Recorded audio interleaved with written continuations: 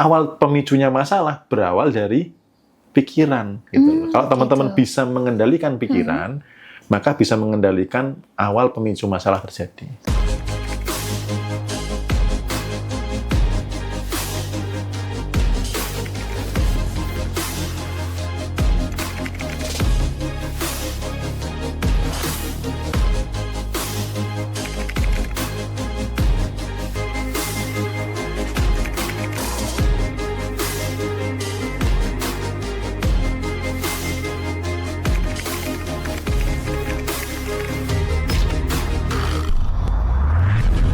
Nah, Mas Bimo, tadi kan kita di awal sempat bahas tentang energi ya. Boleh nggak kita sekarang fokus ke pikiran nih, Mas Bimo ya? Oke, boleh. Oke. Siap. Mas Bimo, setelah tadi banyak berbicara tentang energi, juga bagaimana cara mengelolanya juga. Nah, mengapa pikiran itu disebut sebagai pemancar utama dalam diri kita, Mas Bimo? Ya, karena pikiran ini kan sebagai antenanya ya. Bahkan termasuk kelenjar pineal itu kan ada di tengah-tengah otak itu ya. Sebagai mata ketiga, dia kan memancarkan dan menerima. Gitu. Tapi kita belum bahas dulu yang menerima sinyal ya, ini bahasanya panjang. Tapi yang fungsi sebagai memancarkan dulu. Apa yang sering Anda pikirkan, yang dominan Anda pikirkan itu berpotensi terjadi. Apa di dalam kepala apa isi kepala yang berkaitan dengan cara uang datang, itu yang terjadi. Apa di dalam isi kepala tentang rumah tangga itu yang seperti apa, itu yang terjadi dalam kehidupan. Atau pria itu seperti apa sih di dalam kepala, itu yang terjadi dalam kehidupan Anda. Jadi pikiran ini sebagai pemancar dari diri, yang itu ketika sampai ke semesta, maka semesta akan mengembalikan. Gitu. Jadi pikiran ini benar-benar pondasi yang menjadikan sebuah masalah. Nah, awal pemicunya masalah berawal dari pikiran. Gitu. Kalau teman-teman bisa mengendalikan pikiran, maka bisa mengendalikan awal pemicu masalah terjadi. Oke, berarti pikiran itu tergantung daripada kita mengonsumsi hal di luar gitu, apakah gimana Mas Bimo? Ya, pikiran itu pertama awalnya dari luar. Karena sejak kecil kita belum bisa memproduksi pikiran-pikiran baik. Ya, makanya sejak kecil dapat nasihat apa, ya, dapat informasi apa. Nah, itu menjadi apa? Menjadi cara berpikir. Cara berpikir saya dengan teman-teman pasti beda. Karena tergantung informasi dari luar itu apa. Ini yang menjadi pemicu sebuah pikiran. Gitu. Nah, Mas Bimo kan menjelaskan ya ada dua bagian besar ya dalam pikiran kita, yaitu pikiran sadar dan pikiran bawah sadar. Perbedaan yang mendasar antara keduanya ini apa sih, Mas Bimo? Ya, pikiran sadar dan pikiran bawah sadar. Pikiran sadar itu fungsinya hanya kecil, mungkin sekitar 5-12%. Ya, pikiran bawah sadar itu bisa 88-95%. Yang dimana pikiran sadar ini sebagai pikiran logik, cara berpikir, analis, dan lain sebagainya dari pikiran logik. Nah, pikiran bawah sadar ini sebagai masternya dalam kehidupan. Nah, makanya kalau misalkan nanti teman-teman mau menghentikan masalah, pemicunya sebenarnya ada di bawah sadar. Gitu. Nah, ketika di bawah sadar ini penuh dengan memori-memori masalah, energi-energi yang berkaitan dengan masalah, maka itulah munculnya terjadinya masalah. Ibarat kata tadi kayak lantai basah yang kotor gitu ya. Nah, bawah sadar ini adalah bocornya si atap tadi. Gitu. Jadi kalau teman-teman mau beresin dalam kehidupan, jangan fokus hanya di pikiran sadar. Jangan sibuk hanya berpikir logik. Tapi cobalah mulai bersedia untuk menggali ke bawah sadar. Oke, jadi apa saja sih Mas Bimo peranan penting pikiran sadar ini? Apakah untuk mengambil keputusan saja kah atau ada yang lain, Mas Bimo? Ya, termasuk juga untuk menganalisa, untuk mengambil keputusan juga bisa gitu. Jadi untuk berpikir mana yang baik, mana yang buruk, penilaian dan lain sebagainya itu adanya di pikiran sadar itu. Oke, gitu. Nah, ini ada pertanyaan teman kita yang di TikTok, ada dari Kak Tutik. Kalau pengen suami baik, apa harus memikirkan contoh suami yang baik dulu, Mas Bimo? Ya, itu kan bagaimana caranya ya. Tapi pemicunya kenapa Anda memesan suami yang tidak baik. Jadi misalnya jodoh nih, ibarat kata tuh ada aplikasi tentang jodoh itu ya di dalam aplikasi contohnya tadi GoFood itu ya. Nah, Anda kan dapat suami yang mungkin penilaian Anda tidak baik. Nah, pertanyaannya kenapa Anda memesan suami yang tidak baik, itu dulu yang diberesin. Gitu. Karena misalkan tidak beres gitu ya, sampai misalkan beberapa orang mengalami perpisahan, penggantinya juga tidak beres loh. Kenapa? Gitu. Karena ngekliknya tadi, pemicunya tadi, itu adalah apa? Saya mendapatkan suami yang nggak beres gitu loh. Jadi deskripsi hubungan rumah tangga, nah ini yang di bawah sadar, apa yang Anda lihat di masa kecil, ya, adakah trauma masa lalu, ini yang diberesin dulu. Karena ketika ini beres, bisa jadi suami Anda beres loh. Karena energi bergerak secara tidak kelihatan. Ya, jadi ini sebagai pengingat lagi, teman-teman jangan buru-buru bagaimana mengubahnya, tapi ayo kita bahas pemicu. Kalau teman-teman menguasai pemicunya, itu untuk membereskan itu lebih mudah. Next ada dari Kak Winnie ya. Cara kita tahu pemicu di bawah sadar itu apa dan gimana, Mas? Ya, intinya ada sebuah program otomatis nanti akan dibantu oleh Mejuka untuk mendetailkan pemicu-pemicu di bawah sadar, supaya teman-teman tahu, karena bawah sadar ini tidak bisa dimasuki dengan pikiran logik. Gitu. Karena kan tempatnya beda ya, misalkan ini pikiran sadar itu kan di atas, kayak gunung es ya. Kalau teman-teman sudah pernah belajar itu kayak gunung es. Yang nongol ini kan si pikiran sadar, yang di dalamnya yang gede ini bawah sadar. Kalau mau mengetahui Anda harus masuk ke sana. Bagaimana caranya? Gelombang otaknya harus diturunin dulu. Anda tidak boleh berpikir cepat, berpikir logik. Anda harus relax, santai, tenang, enjoy dulu, baru bisa masuk ke gelombang bawah sadar.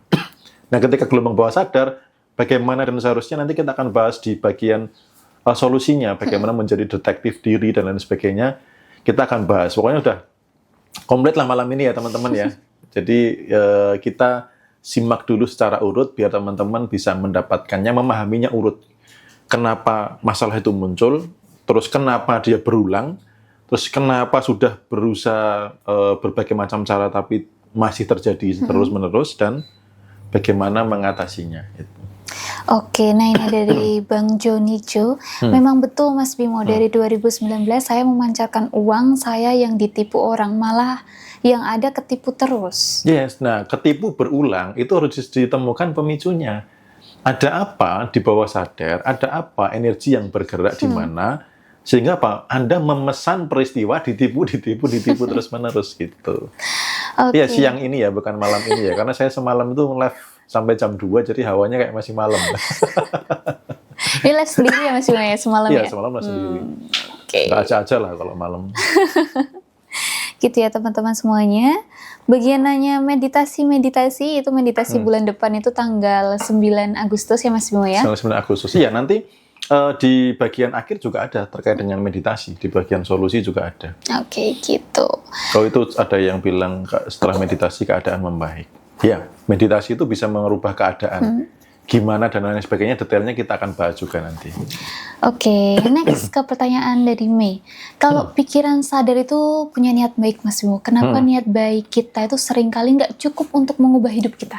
Oke, pertanyaan bagus. Jadi ini nih, aku pengennya tuh hidup berkelimpahan. Aku pengennya tuh bahagia sama pasangan gitu ya. Aku tuh pengennya nggak punya utang gitu. Tapi kenapa niat baik saya nggak terjadi?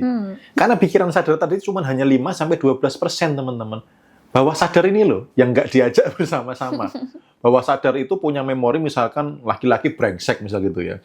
Atau rumah tangga itu ya nggak membahagiakan karena memori masa lalu, masa kecil dan sebagainya.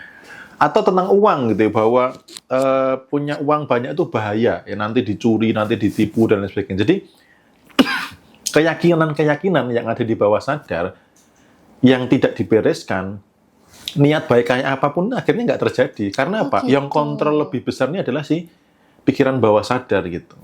Gitu. Jadi sekarang tentang pikiran bawah sadar Mas Bimo.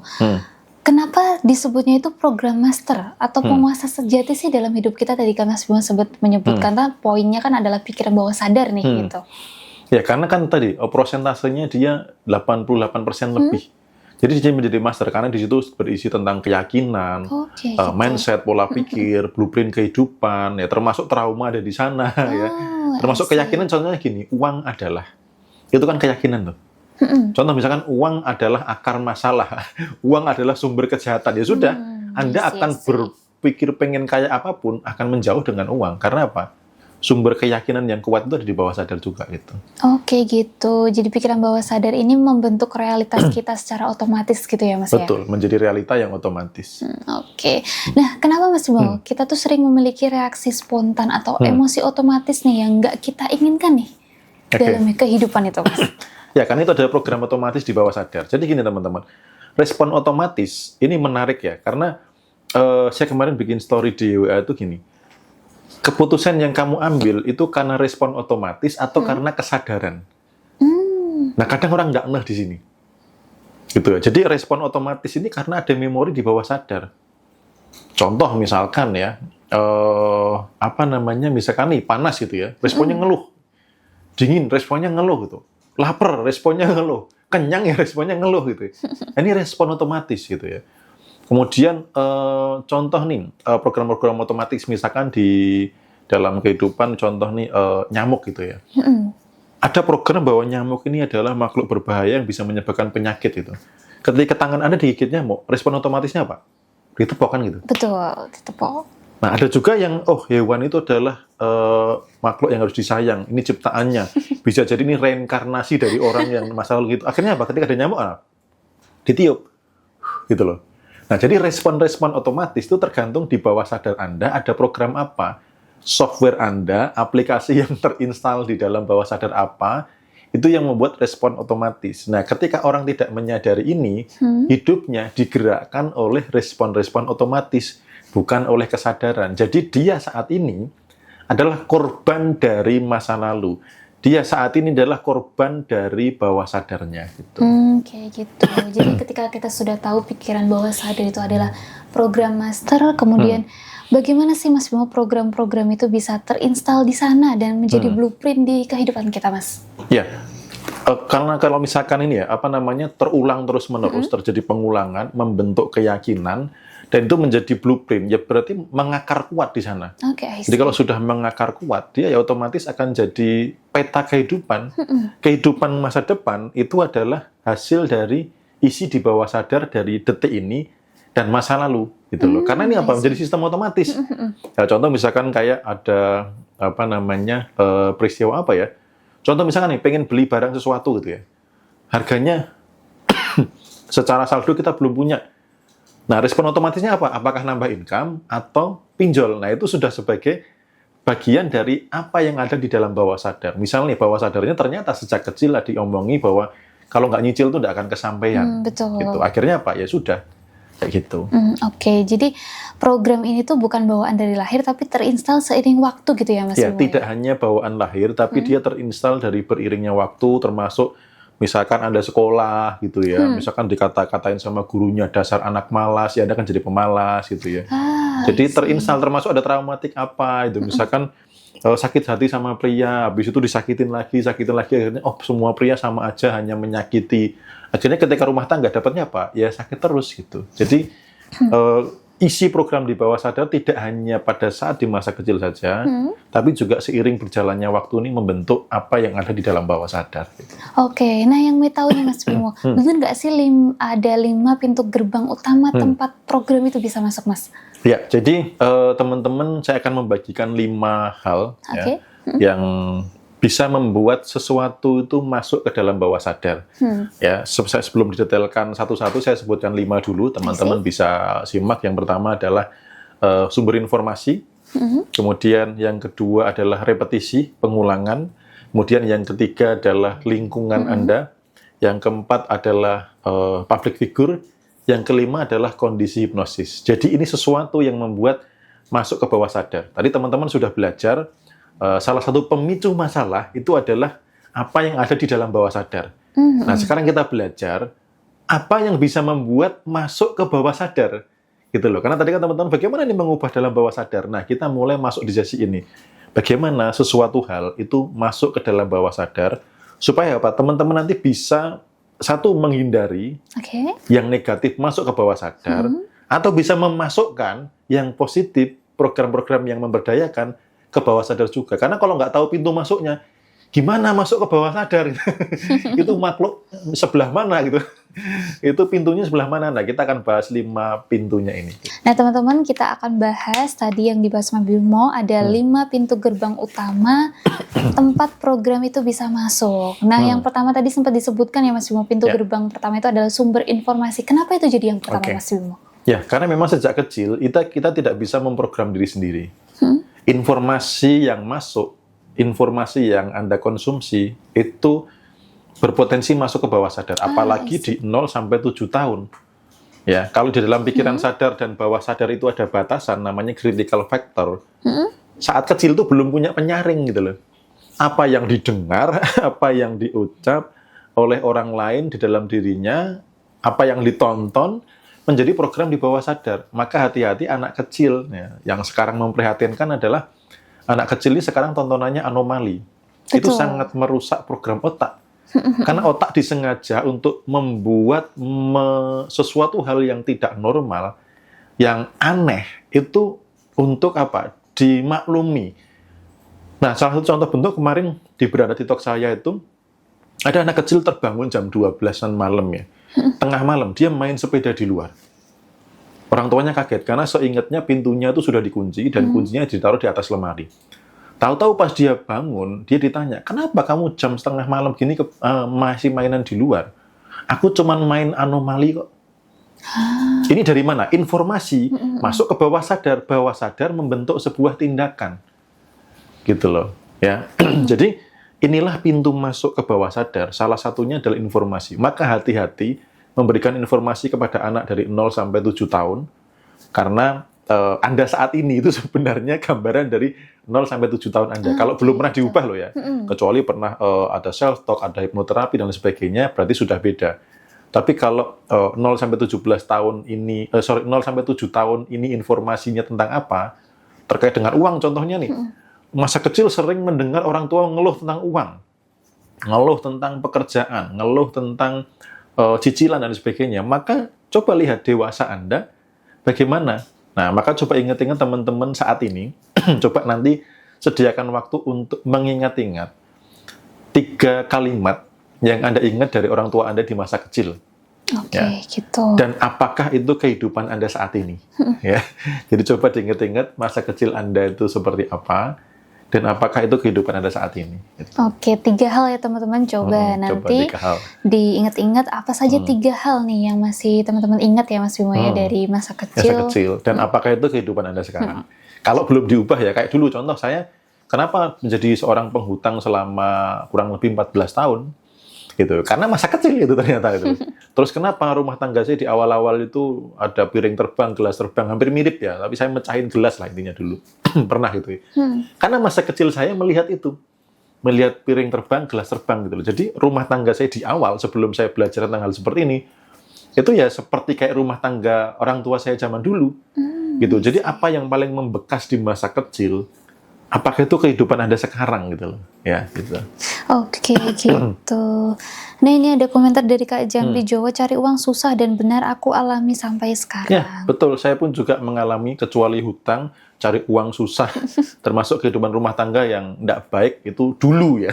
Makanya saya cerita sekarang karena saya mengalami itu dan saya mampu mengubah. Nah, saya cerita supaya teman-teman juga bisa mengalami perubahan juga gitu. Oke, jadi kalau orang tua kita tuh sering bilang cari uang tuh susah, harus kerja keras dulu, berarti itu jadi program kuat di bawah sadar yang mengakar ya Mas Bimo ya? Jadi program kuat yang mengakar dan menjadi realita kehidupan saat ini gitu loh. Kalau cuma jadi program tapi nggak jadi realita nggak apa-apa. Tapi masalahnya ini sudah menjadi realita. Gitu, makanya tadi yang bilang gitu, apa namanya? Iya, benar cari uang susah dan menjadi realita. Gitu. Jadi kita semua di sini itu adalah produksi dari bawah sadar di masa lalu. Gitu. Oke, nah teman-teman tadi ya 3 poin coba dicari nih apa saja yang sering didengar waktu kecil yang itu jadi realitas teman-teman saat ini gitu.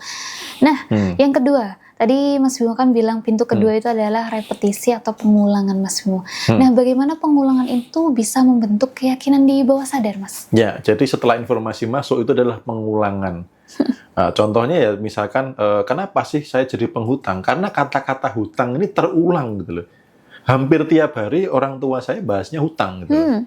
Hampir tiap hari saya melihat betapa susahnya nyari uang. Sampai saya tuh di waktu sekolah masa kecil harus bantu orang cari nafkah loh. Serius, saya masa kecil itu sudah bantu orang tua cari nafkah. Karena apa? Betapa susahnya cari uang. Bahkan ketika dapat uang yang dapatnya itu 5 hari sekali, karena waktu itu kan kita sebagai pengrajin caping dan jualnya itu setiap pasaran Jawa ya, hari Pahing. 5 hari sekali dapat uang, habisnya bisanya dalam sehari. Dan selalu kurang. Nah, pengulangan ini menjadi sebuah keyakinan bahwa memang cari uang itu susah. Gitu ya. Dan kemudian, Kenapa dulu lulus kerja saya merantau? Karena dulu waktu saya kecil saya melihat pemandangan ya, bahwa orang merantau tuh sukses gitu loh. Pulang-pulang bak motor ya, pulang-pulang bajunya bagus gitu ya. Terus ada yang ngasih uang orang tuanya gitu. Ini kan terulang terus tuh, hampir setiap lebaran kan ada orang mudik tuh. Betul. Akhirnya ketika selesai sekolah, maka saya harus merantau gitu ya. Nah, jadi pengulangan-pengulangan ini membentuk program di bawah sadar. Maka teman-teman coba hati-hati sepanjang hari apa yang diulang. Contoh misalkan sering, aduh susah ya ternyata nyari uang ya. Ketemu orang lagi, iya bener ya susah, iya makin susah. Sekarang apa-apa mahal, sekarang apa-apa makin susah. Diulang-ulang terus-menerus ya akhirnya menjadi sebuah realita dalam kehidupan. Gitu. Tapi kadang kita tuh nggak sadar Mas Bimo kalau kita tuh mengulang-ulang gitu loh. Cari duit susah ya, duit cuma lewat doang gitu. Nah itu kadang kita tuh nggak sadar Mas Bimo. Apakah itu jadi kebiasaan karena sudah lama terulang-ulang gitu ya? Iya, jadi respon otomatis. Gitu loh. Makanya kalau orang berkesadaran, itu ketika mengucap sadar dulu. Apa manfaat saya mengucapkan ini? Jangan-jangan ini terucap karena program otomatis. Gitu loh. Ya, karena sudah mengakar kuat, jadi program otomatis memandang kehidupan itu susah, nyari uang itu susah gitu ya. Seperti itu. Jadi respon otomatis. Nah, teman-teman coba sambil menyadari berapa kali hari ini melakukan respon otomatis yang tidak Anda sadari. Oke, Nah, itu. gitu ya teman-teman. Tadi yang pertama adalah 3 hal yang sering didengar, yang akhirnya menjadi realitas saat ini. Dan yang kedua adalah respon otomatis teman-teman di hari ini. Ya, itu apa saja? respon otomatis. Tuh, nah pintu ketiga Mas Bimo tadi bilang kan ada lingkungan ya. Apakah ini sangat berpengaruh Mas Bimo bagi kita tumbuh ataupun kehidupan kita mungkin? Ya, karena lingkungan itu kan sebagai habitat, sebagai tempat gitu ya. Contoh nih, ikan berada di air, maka dia harus menyesuaikan diri bagaimana bernafas di dalam air gitu ya. Terus kemudian diri Anda saat ini di lingkungan apa? Anda akan menjadi apa sesuai dengan lingkungan gitu loh. Contoh nih, lingkungannya adalah orang yang suka gibah, melihat segala sesuatu dari hal negatif. Apa-apa dilihat negatifnya. Maka apa yang terjadi? Yang terjadi adalah ya peristiwa kehidupan itu mengalami hal yang negatif. Ada di lingkungan pengeluh. Ya jangan heran kalau penderitaannya datang terus-menerus. Karena mengeluh itu kan menarik penderitaan. Okay. Nah kebalikan kalau Anda di lingkungan orang-orang yang positif. Contoh nih, saat ini teman-teman duduk sama saya dan beberapa teman-teman saya sedang bahas bagaimana bisa menghasilkan uang dari digital. Atau bagaimana membuat uang bekerja untuk kita. Itu. Karena ini yang juga saya lakukan akhir-akhir ini gitu ya, untuk memperbesar uang yang bekerja untuk kita. Jadi bukan kita yang bekerja untuk uang gitu. Nah, ini kan lingkungan mempengaruhi. Kalau Anda duduk bersama saya di sini ngobrolin itu, Anda akan terangsang terpicu ke situ gitu. Ya, jadi inilah yang namanya lingkungan berdampak. Anda akan menjadi seperti apa gitu. Oke, gitu. Jadi sangat penting ya Mas ya. Ibaratnya kalau kita tuh temenan sama tukang parfum kita jadi wangi. Iya, jadi wangi. Kalau temenan sama tukang minyak jadi bau minyak gitu ya. Oke. Temenan sama yang jualan menyan jadi bau menyan gitu ya. Wah, ini kita kalau temenan sama Mas Bimo jadi apa nih Mas Bimo? Ya, jadi berkelimpahan. Amin. Oke, nah pintu keempat itu adalah tadi tokoh publik atau idola ya. Nah, mengapa tuh mereka tuh punya dampak yang besar sih Mas dalam program pikiran kita? Oke, jadi tokoh idola, public figure itu seringnya apa yang yang mereka sampaikan itu langsung masuk ke bawah sadar. Gitu. Contoh nih Anda mengidolakan siapa gitu ya. Terus kemudian dia melakukan apa, maka Anda cenderung meniru. Contoh idolanya tampilan rambutnya begini gitu ya. Akhirnya ikutan juga. Atau tokoh idola Anda pakaiannya model begini, Anda akan cenderung mengikuti tokoh idolanya gitu loh ya. Jadi hati-hati memilih tokoh idola gitu. Dan Anda harus punya filter terhadap tokoh idola, karena kalau nggak punya filter ya bahaya. Termasuk mengidolakan saya harus difilter. Jangan-jangan yang saya omongkan salah gitu loh. Ya saya bukan malaikat, saya masih ada salah, saya tidak sempurna. Jadi kalau mengidolakan saya tetap harus ada filter. Jangan-jangan saya ngoceh 1 jam atau 2 jam ke depan ini semuanya salah gitu loh ya. Ya, jadi teman-teman tokoh idola tetap harus punya filter, karena apa yang mereka ucapkan biasanya itu masuk dalam kehidupan. Kayak contoh waktu itu di dalam pekerjaan ada tokoh idola atau figur otoritas juga termasuk itu salah satu pimpinan cabang mengatakan bahwa toleransi itu titik-titikmu gitu. Mem-BUNHH ya. Jadi kalau kena semprit. Nah, itu akhirnya apa? Para supervisor ke bawah nggak ada toleransi ke bawah. Jadi semua kasih kacamata kuda harus begini, harus begitu, nggak ada toleransi. Wah, itu suasananya sangat mencekam dalam pekerjaan. Karena seperti dalam penjajahan gitu. Jadi betul. Tokoh idola, apa yang dikatakan itu seringnya langsung masuk ke bawah sadar. Oke. Jadi hati-hati mengidolakan tokoh. Nah, coba cek lagi nih tokoh idolanya siapa dan apakah itu benar nih ya kan? Apakah sudah difilter untuk masuk dalam program bawah? Berarti Mas Bimo, kalau misalnya tokoh idola kita tuh bilang orang kaya sulit masuk surga karena hisapnya tuh banyak, barang-barangnya mewah, nanti di akhirat ini itu. Nah, kalau kita mengiyakan berarti itu bisa jadi program kuat kita menolak kekayaan gitu ya Mas Bimo? Betul. Bahkan kadang hal seperti itu tanpa diiyakan pun terpaksa mengiyakan gitu loh. Karena tokoh idola ini kan dia punya figur otoritas ya. Ketika kita tidak kuat, tidak punya filter, ya itu akan terjadi. Orang kaya susah masuk surga, dihisapnya lama, berarti orang kaya itu menderita. Atau nggak usah kaya, yang penting bahagia gitu. Hidup sederhana itu bahagia. Ya, akhirnya apa? Nggak usah kaya-kaya, gitu. Nggak usah punya tabungan, nggak usah investasi, nggak usah berkelimpahan, yang penting bahagia gitu loh. Nah, gitu. Sehingga ya sudah, akhirnya apa? Yang dilakukan seperti itu gitu. Jadi sangat penting ya bisa memfilter semua itu ya sebelum masuk ke diri sendiri. Oke, nah yang pintu terakhir itu tadi Mas Bino bilang itu ada hipnosis. Apa sih Mas Bimo hipnosis ini dan bagaimana hipnosis ini bisa memprogram bawah sadar kita secara langsung? Ya, jadi hipnosis itu adalah sebuah kondisi yang mudah disugesti. Kondisi-kondisi bisa natural, bisa dibentuk, di mana program itu masuk. Gitu. Itu namanya kondisi hipnosis. Nah, kondisi hipnosis ada macam-macam ya. Bisa teman-teman dibentuk orang lain atau kondisi natural kayak gitu. Jadi di pintu kelima ini, kalau teman-teman mau memasukkan program ke bawah sadar, bisa memanfaatkan kondisi hipnosis. Oke. Hipnosis itu yang kalau di celing gitu tidur gitu nggak sih Mas Bimo? Ya, jadi hampir tidak seperti yang di TV-TV ya, yang beda kemudian tidak berdaya, tidak punya kendali, bukan. Ya, itu settingan ya. Kita masih punya kendali dalam kehidupan. Dalam hipnosis itu masih punya kendali gitu ya. Contoh nih orang dihipnosis ya, suruh contoh nih, kan kehilangan kendali katanya. Misalkan nih Mei, saya hipnosis itu. Mei, lepaskan semua baju, lari keliling lapangan. Tidak akan dilakukan, teman-teman. Tidak akan dilakukan. Nah, hipnosis itu adalah kondisi hipnosis yang bisa diberikan sugesti. Tapi program yang kuat di bawah sadar bisa menjaga kesadaran gitu loh. Jadi tidak semerta-merta hipnosis itu kita bisa dilakukan apapun, tidak berdaya, bukan seperti yang di TV-TV gitu ya. Emosi adalah perasaan. Perasaan ini sebagai bahan bakar yang menggerakkan si pikiran ini terjadi sebagai sebuah realita.